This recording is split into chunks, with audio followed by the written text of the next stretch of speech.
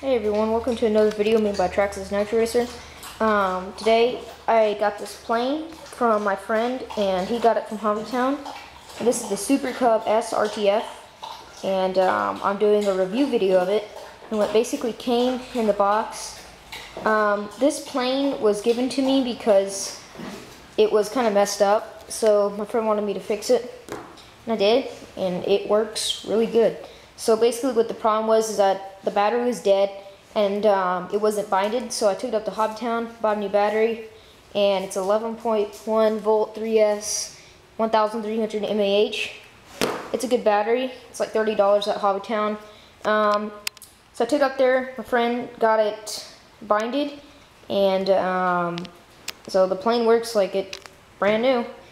The other thing that was kind of weird is that the wing, it was a little damaged, so I replaced that with the new one that he got.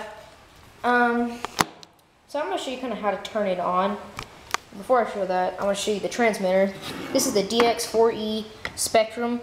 This is a beginner plane, so it doesn't have that fancy stuff. But some key things to know is that when you turn the transmitter, it's going to turn on like that, have a green LED light. You have to turn it on like this once it's binded, and basically how you bind it is I plug in the battery, which I'm not going to do now because I already bonded it, and I don't really know what I'm doing that much because I just got this thing. I'm kind of new to all this binding and, you know, elevator and all that. So after you get the thing plugged in, you'll see the little LED flash. So what you're going to do is you're going to press down on this little button called the trainer bind. And some of them are different. You may have like a little switch like this where you have to hold the switch down. Mine's a little button. You hold it down, and once you turn on the little button, you'll have this, like, all the lights on here will light up. So like this. It's going to do that. You hold that down till on the plane it's binded, and after it's, you hold it down till the LED is solid, and once it's solid, don't turn off your transmitter. Turn off the radio, then the transmitter. It's a little weird when you first turn it off, and then when you turn it back on, you should be able to turn it on, plug in the battery, and you should get some, response. If you don't get any response, and when the LED is solid, that probably means your servo and stuff. If you messed with it, then it's probably backwards. That's kind of what mine was when I took it up there. It didn't give me any like throttle or, it gave me throttle, but it didn't give me any elevators and rudder. So that was my, one of the servos, when I stuck it in, it was backwards. Very easy fix. It's not hard to do that. This is a pretty easy plane to fly.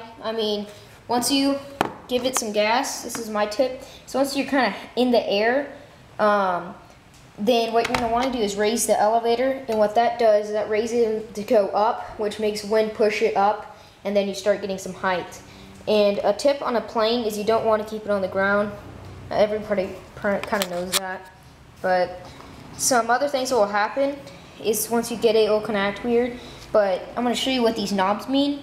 This knob means high and low. High means you're going to get more response to the plane. Low means you're going to get low response. When I turn right on the rudder, it's not going to go that much to the right when it's on low, but it's on high, I get more response. Now, there will be some numbers. There's going to be 0, 1, and 2. If you kind of have a lower end, kind of high, like $150, you won't get the really nice kind. But if you say you spend $400, you get the DX 5i or whatever they have, DX5S, then you're going to have more buttons. And usually they have more little channels. And this is a 6-channel, but the channels right here is 1, 2, 0, 1, and 2. 0 is beginner. I'm on 0 right now. 1 is like intermediate, and 3 is like expert. 2 is expert. So 0 is beginner, 1 is intermediate, and 2 is expert.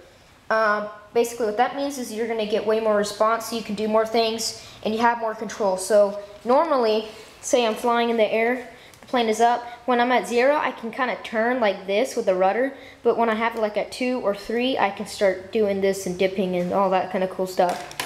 So that's just a tip. Right now I'm going to set the camera down so I can show you how to turn it on. Okay, so now it's aiming at the plane. So set to turn on your transmitter first, turn it on, flip over to the plane. I'm going to open the little battery thing, and it's kind of weird how you put this thing in. But it kind of just goes in Very easy, depending on how you stick it in. Plug in the battery. Once you plug it in, the computers are going to check everything. And that's really easy. Right. That was the rudder checking itself.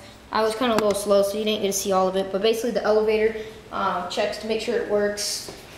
And that kind of stuff. So now the plane is on. Another thing with people that have like RC cars, you usually wonder like where's the ESC button. This thing does not have an ESC button. Once you plug in the battery to the ESC, it will just turn on. So once you first get it on, check your radio, and I always check my rudder and elevator. When you go down on the elevator, it goes up. When you go up, it goes down. That's the opposite. And when you check the rudder, it goes right until I go left. And what I'm doing is, let's see. When I go down on the elevator, it's going to make it go up. When I go up on the elevator, it's going to go down.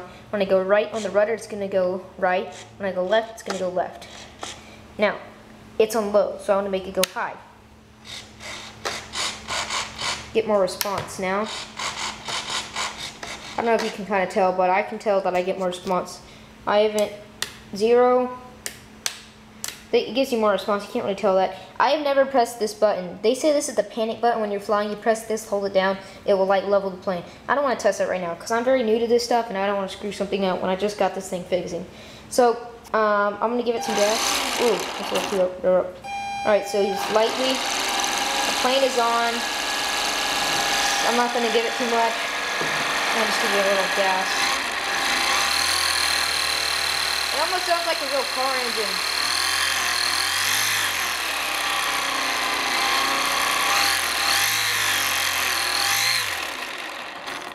That's a little race car. Yeah, so that's the propeller and stuff. I've checked everything. Now I'm going to turn it off. Lift the plane over. It will, let me do that. Now unplug the radio and battery. It's easy to do. I kind of stuck this, wedge this thing in here, plug it out. Ah, there we go. That was easy. Alright. So that's basically an RC electric plane. If you're already new with planes and you want to move into nitro, that is really cool. I am a nitro kind of car guy. That's my nitro car, the Jado 3.3 over there. But I just got started into this aircraft hobby. I think it's really cool, and I'm going to move on with it, do some really cool things, get more airplanes later on. But I would strongly recommend you should get a plane. If you're more of a plane guy, I think that's cool. I'm kind of a mix. I like cars, I like electric cars, nitro cars, and planes. I think they're all really cool.